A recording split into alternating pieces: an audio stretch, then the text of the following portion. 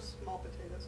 Yeah, I mean, they're dealing with, you know, astrophysicists, Yeah. so we're, yeah, we're just like so low maintenance.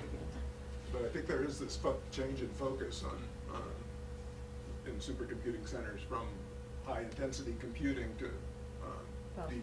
deep storage.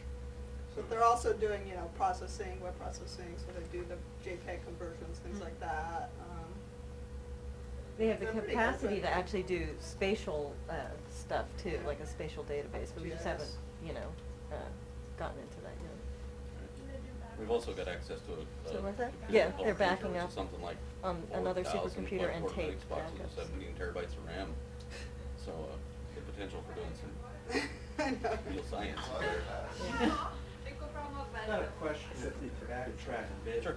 When you do a specimen or locality search and get a listing on a grid, Mhm. two things I would like to see, and I don't know if they're really feasible.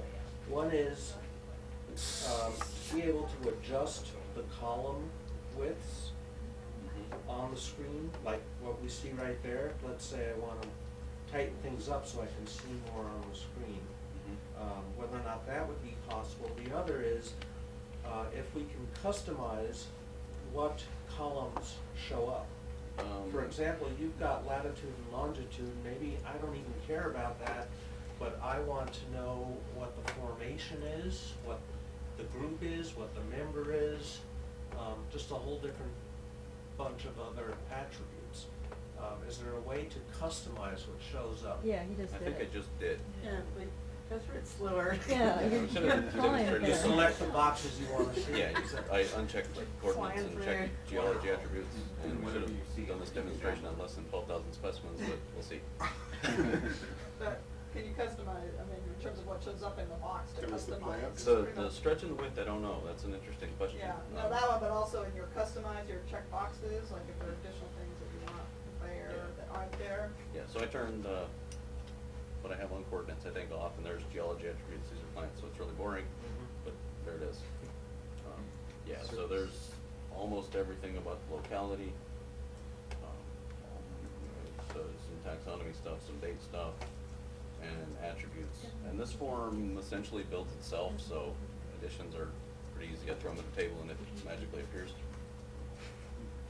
So I hate everyone code. sees this. I hate Everyone coding, can just so- click on the little button that says customize form. Yeah, you don't have to be a logged in user. Yeah, you can- But, any but if public you are a user. user, it remembers every time, so you don't have to Oh, do it it. does. Yeah, it does. So, you Yeah. know, what I see is very different from one like Christie's because, you know, he's interested in different stuff. So, Yeah. so once you log in, you get all your same customized forms. And the same on the. Have you developed any, I mean, I can see that it's very easy to do what I'm about to ask, but I'll ask if you have done it yet. Those are my favorite kind of Which questions. is, no, is if you have basically like idiot forms for certain collections for users to be able to access. For example, I mean, when we redesigned ours, I asked specifically for, an idiot form so that if someone clicked this box, it would give them the exact output they needed to be able to walk in the collections and find specimens. And, you know, that's something obviously that I think could readily be implemented. I just didn't know if you've done it for any place yet. Yes and no. I try really hard not to. It turns out most of those things have broad implications. And a fair bit of my job, a fair bit of my time is spent talking to people and figuring out, you know, the paleo folks want this, how can we tweak it a little bit so it's useful for them and useful for you? And there is the random form around here that's only used at the UAM mammal collection. But the vast majority, it turns out that stuff has different needs. You know, MVZ's developed half a dozen maybe reports, and what, 2/3 of those or something? Other curators see them and think, whoa, I want that.